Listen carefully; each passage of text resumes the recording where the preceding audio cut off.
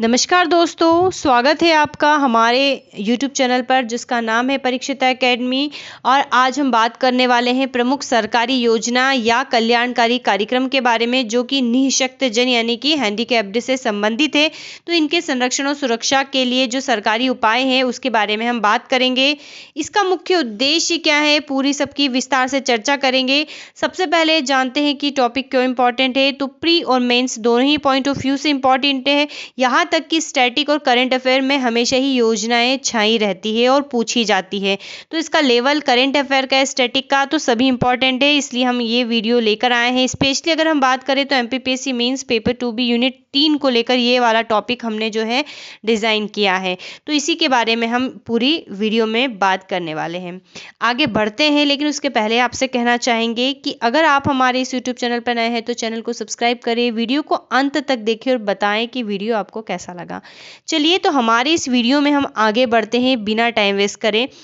तो यहाँ जब हम आगे बढ़ रहे हैं, बात करते हैं कि निःशक्त जनों से इसके संरक्षण और सुरक्षा के लिए जो सरकारी योजनाएं या कार्यक्रम होते हैं वो क्या क्या संचालित किए जाते हैं। तो सरकार का मुख्य रूप से जो उद्देश्य होता है, निःशक्त लोगों को न सिर्फ मदद करना बल्कि उन्हें आत्मनिर्भर बनाना, जीने के समान अवसर उपलब्ध कराना और आत्मसम्मान में वृद्धि करना, ये प्रमुख उद्देश्य जो है।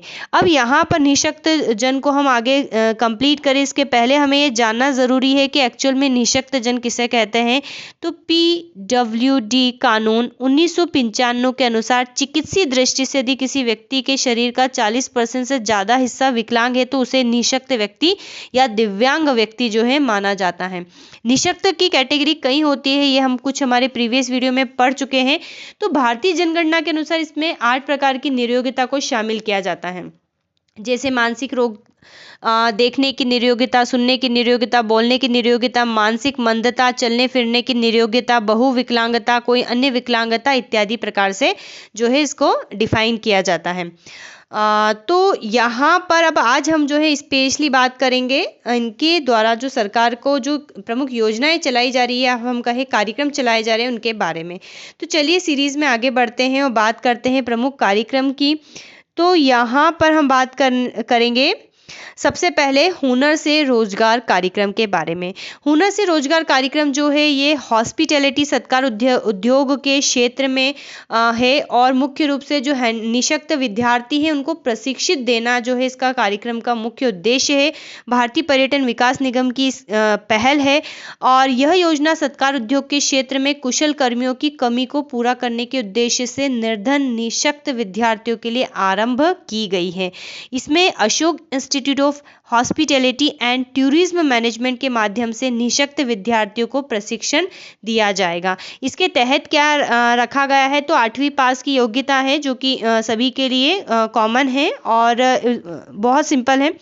18 से 28 आयु वर्ग के उम्मीदवारों को प्रशिक्षण की योजना है। 6 तथा 8 सप्ताह का पूर्णकालिक प्रशिक्षण कार्यक्रम खान पान, हाउस कीपिंग और संबंधित कार्यालयी सेवा इत्यादि के क्षेत्र में दिया जाएगा। और इसमें जो इच्छुक उम्मीदवार हैं उनसे कोई भी आवेदन या शुल्क नहीं लिया जाएगा। ठीक है, तो पूरा जो है गवर्नमेंट एक प्रकार से उनको इस फील्ड में ट्रेन करने के लिए ये वाला कार्यक्रम लेके आई है।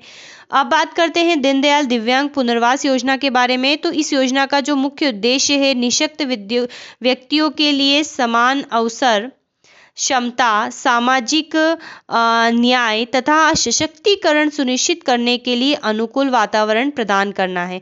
निःशक्त व्यक्ति जो है अधिनियम 1995 का प्रभावी क्रियान्वयन सुनिश्चित करने के लिए स्वैच्छिक क्रियाओं को प्रोत्साहन देना भी जो है इसका मुख्य कार्यक्रम है।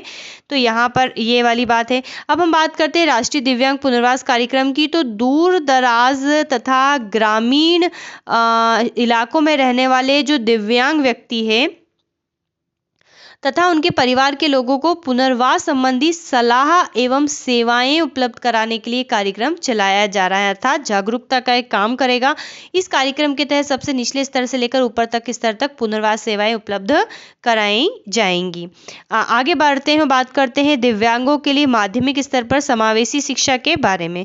तो इस योजना के तहत 14 साल या इससे ऊपर के दिव्यांग बच्चों को सरकारी स्थानीय संस्था से जुड़े या सरकारी सहायता प्राप्त स्कूलों से 9वीं से 12वीं तक पढ़ाई के लिए मदद मुहैया कराई जाएगी। और इस योजना के जरिए प्राथमिक स्कूलों से माध्यमिक स्कूलों में जाने वाले दिव्यांग बच्चों की पहचान की जाती है और उन्हें उनकी अक्षमता के लिए उपकरण, पठन सामग्री, छात्रवृत्ति, किताबें, मददगार तकनीक आदि उपलब्ध कराए जाते हैं। दिव्यांग छात्रों को उच्च शिक्षा पूरा करने के लिए भी कई तरह की छात्रवृत्तियां मिलती है। अब बात करते हैं हम सुगम्य भारत अभियान की। तो दिसंबर 2015 को इस अभियान की शुरुआत की गई है। सुगम्य भारत अभियान सामाजिक न्याय और अधिकारिता मंत्रालय के दिव्यांगजन सशक्तिकरण विभाग का राष्ट्रव्यापी अभियान है। ठीक है, तो दिव्यांगजन सशक्तिकरण विभाग का जो है ये राष्ट्रव्यापी अभियान है। बात करते हैं सुगम्य पुस्तकालय की। तो 2016 में जो है ये लॉन्च हुआ था और ऑनलाइन मंच की शुरुआत की गई है, अर्थात ऑनलाइन सुविधा उपलब्ध कराता है जहां दिव्यांगजन इंटरनेट के माध्यम से पुस्तकालय से संबंधित सभी प्रकार की उपयोगी वस्तुओं को पढ़ सकते हैं। बात करते हैं स्वावलंबन योजना की। तो दिव्यांग व्यक्तियों को कौशल एवं प्रशिक्षण के लिए इस योजना की शुरुआत की गई है और इसका जो मुख्य लक्ष्य है 2022 तक 25 लाख दिव्यांगजनों को स्किल ट्रेनिंग देना है। ठीक है, स्किल डेवलपमेंट की ट्रेनिंग देना है, यानी कि कौशल प्रशिक्षण देना है। नेक्स्ट है शिक्षित भारत सक्षम भारत। तो 11 नवंबर 2014 को इस की शुरुआत हुई है। इसका मुख्य उद्देश्य क्या है? तो दिव्यांग विद्यार्थियों को तकनीकी शिक्षा जारी रखने के लिए छात्रवृत्ति प्रदान करना। ठीक है, मुख्य रूप से छात्रवृत्ति प्रदान करने की योजना है। तो क्या है इसकी छात्रवृत्ति का क्राइटेरिया? तो 30,000 रुपये की जो छात्रवृत्ति है ट्यूशन फीस के लिए तथा 20,000 रुपये की जो राशि है आकस्मिक भत्ते के रूप में दी जाती है। इस योजना के तहत प्रतिवर्ष 1,000 छात्रवृत्तियां दी जाएंगी। ठीक है, तो टारगेट रखा है कि 1,000 छात्रवृत्तियां दी जाएंगी, अर्थात सभी तक पहुंच सुनिश्चित हो। नेक्स्ट है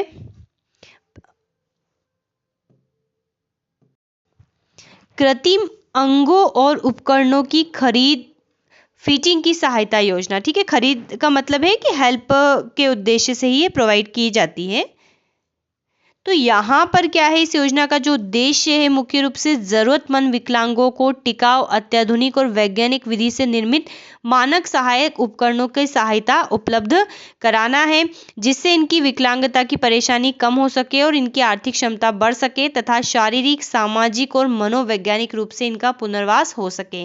यह योजना स्वयंसेवी संगठनों, मंत्रालयों के तहत आने वाले राष्ट्रीय संस्थानों, ALIMCO, जिला पंचायतों, जिला ग्रामीण विकास एजेंसियों आदि के माध्यम से लागू की जा रही है।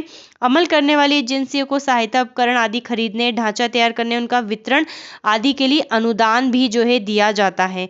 और इस योजना के तहत उपकरणों, सहायक पुर्जों की फिटिंग के पहले उनकी चिकित्सा, सर्जरी से ठीक करने आदि की सभी प्रक्रियाएं भी शामिल होती हैं। तो ये प्रमुख योजना की बात करिए। बात करते हैं हम रोशनी ऐप के बारे में। तो दृष्टिबाधित लोगों को आसानी से करेंसी नोटों के मूल्य निर्धारण के लिए रोशनी नामक एंड्रॉयड ऐप विकसित किया गया है। और यह ऐप जो है किसने विकसित किया है? तो यह जो ऐप है वो पंजाब के रोपड़ स्थित भारतीय प्रौद्योगिकी संस्थान ने विकसित किया है। इसको विकसित करने के लिए इमेज प्रोसेसिंग और एनालिटिक्स का उपयोग किया गया है। रोशनी पहला एंड्रॉयड ऐप है जो विमुद्रीकरण के बाद चलन में आए नए नोटों की सफलतापूर्वक जो है पहचान ये कर सकता है। तो रोशनी ऐप के बारे में हमें याद रखना है। इसी प्रकार से दिव्यांगजन के लिए कई सुविधाएं उपलब्ध कराई जाती है। आजकल ई सेवाएं भी उपलब्ध है।